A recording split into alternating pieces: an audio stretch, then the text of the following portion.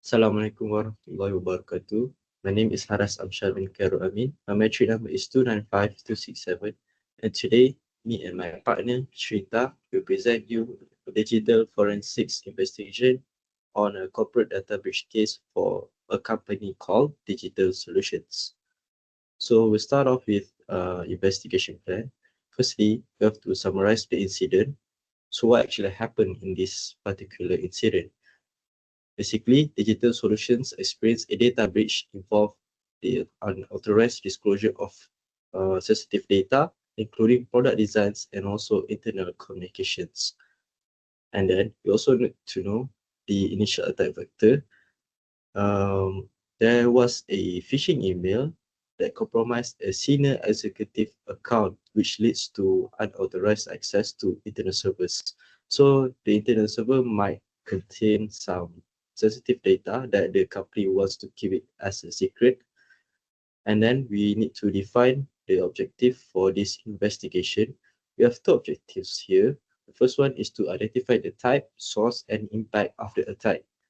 And then we also want to determine the data exfiltrated and whether the systems have been compromised by the attacker. After that, we define the scope of investigation. So we will only um, do the investigation that is included. So we will not go out of scope. The first scope is we need to analyze the compromised executive's email logs. So what actually happened in the executive's email, what was the phishing email target, and then you need to examine affected internal servers. After that, review network traffic to trace data transfer, and last but not least, construct an attack timeline. We also need to define the data preservation. So basically all evidence hash with SHA-256 before and after analysis.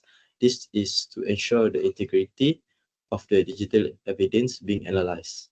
And then we need to store the data in encrypted SSDs so that the data will remain secure. The data type will need to be categorized into their own respective types. For example, memory dump and email logs. After that, we have chain of custody. So basically, we need to assign unique IDs and record detailed descriptions. This includes the date, time, and collector's signature. After that, we move on to the second part of this presentation, which is evidence collection. The objective is to identify, preserve, and document digital artifacts without altering the original source. So there are four sources. First one is compromised server. For this, we need to do file and memory extraction by using tools like Encase, Autopsy, Volatility, and Recall. For email server logs, we have to collect the email and communication with Mail Examiner, FTK Imager, Splunk, and Greylog. Likewise, the network traffic logs have to be collected using tools like Wireshark, Network Snort, and Surikata. And then the workstations, we have to collect the file systems, browser, and history by using Autopsy, Browser History View, and Web Historian. It is important to note that all tools and processes were selected to ensure forensic soundness and legal admissibility of the collected data. I will pass this presentation to my friend Shrita. Good day, doctor. My part is to present about forensic analysis, where once we have successfully collected all the related forensic artifacts, we will proceed with the forensic analysis method. So first of all, we will proceed with the phishing attack investigation. So with phishing attack investigation, the artifacts that we should be analyzing is with the email logs. We first have to analyze the email headers in order to trace the sender IP address to the senior executive email, and with that we can detect any spoofing method being used. Spoofing method of email typically would be associated through phishing, because we get to know that the senior executive click on the phishing email because the email address seems to be a legitimate email address. Attacker might leverage using spoofing to trick the receiver to click upon the email. Another technique how the attacker would utilize phishing email is that they will attach malicious attachments or links. So with that, we can able to identify what are the malicious links and attachment, and with that we can check those links and attachments with the hash against public threat intelligence platform, so that we can know that whether is this well-known malware being used in the email. And third step is to extract and examine the attachment using static and dynamic analysis. This is suitable for email that comes along the attachment in the form of executable, which is a common method being used by attacker to have the victim to download executables or software which is looks like a normal software, but it would be a malware when they run it. And finally, review the login records for unusual access from foreign IP address, and also a weird timestamp access of the email.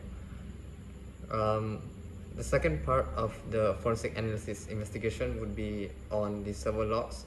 We will have to review the timestamps from different sources, which is from the file server and also the workstation of the senior executive.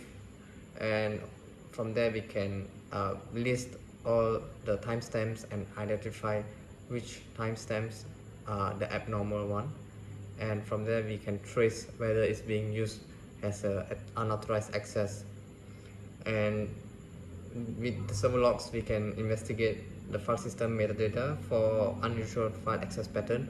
For example, certain files have the read write execute function permission. If there is a different files or a particular file that should be only be a read only permission, but it may contain different permission, it rings a bell of suspiciously. Finally, we can correlate network logs and with the server to identify any outbound traffic to the unknown IP address. And finally, we can reconstruct the attack timeline using tools like log2time and Plaso. Finally, we from the server itself we can extract the indicator of compromise, which comprise of IP address of the attacker, file hashes, registry key, and domain names.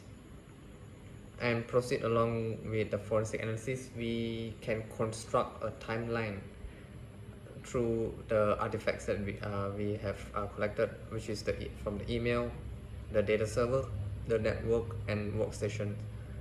With all these collected artifacts, we can parse the data and extract all the key event details such as timestamp, IP address, and file path. And finally, we can group all these we can pinpoint all these events and also map according to MITRE ATT&CK framework. MITRE ATT&CK framework is a tool that's used by multiple organizations to map out how APT, this advanced threat persistence threat actor these days uses that technique, which comprises of different technique for particular attack vector, and within that technique we have multiple technique and procedures. With this MITRE ATT&CK framework, they can really narrow down how does the attacker perform their attack. And finally, we can correlate all the activities across the system and track how the lateral movement occur with from the attacker point of view. And finally, we can highlight all the key timestamps For example, the first email opened from the senior executive, when was the external IP address accessed the file server, and when was the exact time the sensitive data being exfiltrated out of the network. And finally, we proceed with data exfiltration analysis. So this is the final attack performed by the attacker, where he or she exfiltrate the sensitive data from the file server. Common method, it's not a common method, it's some of insecure network protocol being used or leveraged by attacker, and we can detect it through the network packet. So first we can identify the sensitive data locations, pinpoint the IP address of the file server, and also knowing within that file server where was the sensitive files being located through the file system hierarchy. So if it's a Linux server, it will be a root directory or a home directory, depends how the organization place the sensitive data files are. And finally, we can detect unauthorized file access through the file permission, and detect any suspicious compression activity, because as these files are huge. So when huge files are being transmitted through a network, it may trigger the IPS or IDS. So what would the attacker do is that they would compress the file with, for example, a zip format or a tar format, so that the file size becomes smaller and able to exfiltrate out from the organization without being detected. We can also analyze the outbound traffic. For example, the internal network of the organization, filtering down what are the maximum size is being exfiltrated out. So from there we can narrow down the IP address of the attacker, and we can correlate with the access log with the login session, and also trace back what is the stolen credential being used by the attacker. And next step, we can gather the stolen data, the amount of size the data being stored, and classify what types of data is being stolen. Is it a PDF files, or is it a Word document, or based on the file type of the sensitive files contained in the server. And finally, document all the indicator of compromise, such as the IP address, exfiltration path, and also the file hash. So finally, we come to the report and recommendation segment. After we perform the forensic analysis, we report what our findings are.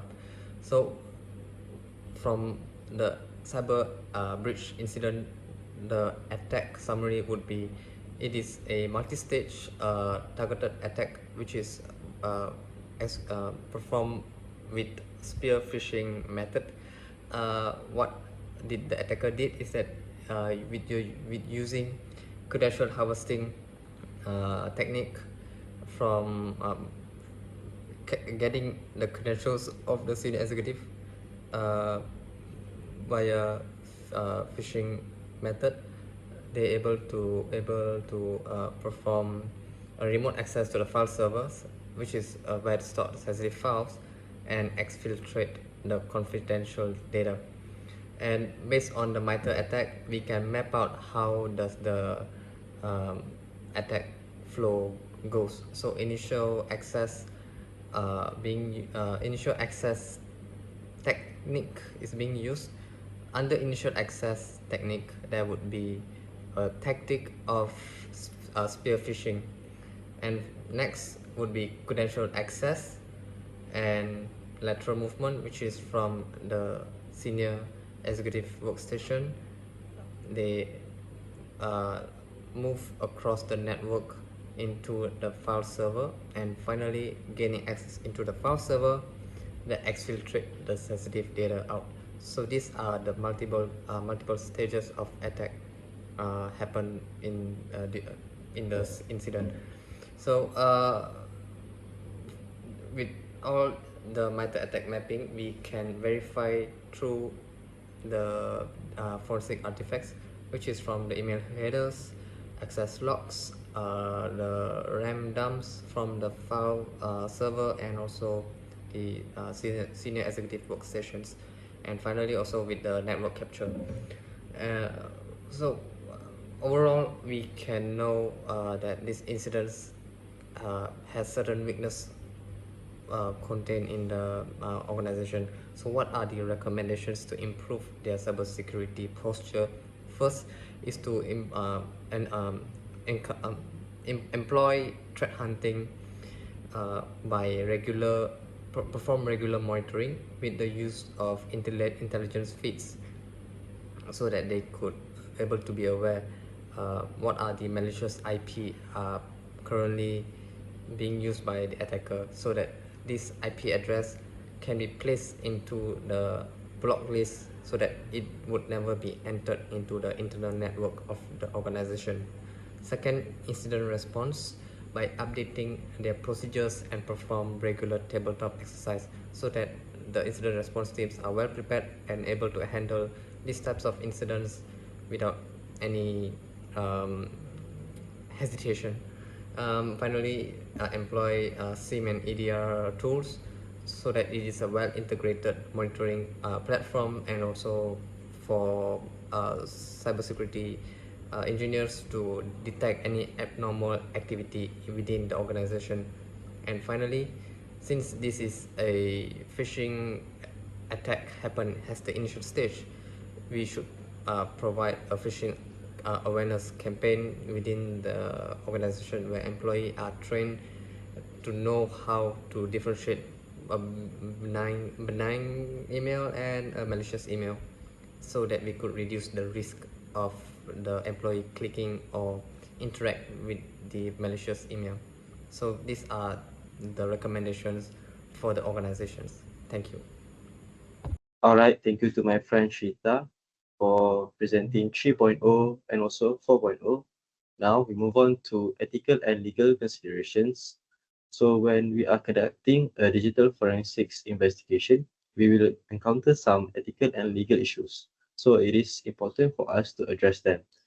In this case, we need to balance out privacy and investigation. It is clear that when we conduct an investigation on a particular device, we will analyze the files. So while doing this, we might encounter some sensitive or personal files that belong to the employee itself. So we need to respect that and preserve their privacy while collecting valid evidences to assist us in conducting our investigation. And then here comes the confidentiality issue. So there might be some secret traits that the company wants to keep to their own. So we need to preserve the confidentiality of the data and share the findings with authorized stakeholders only.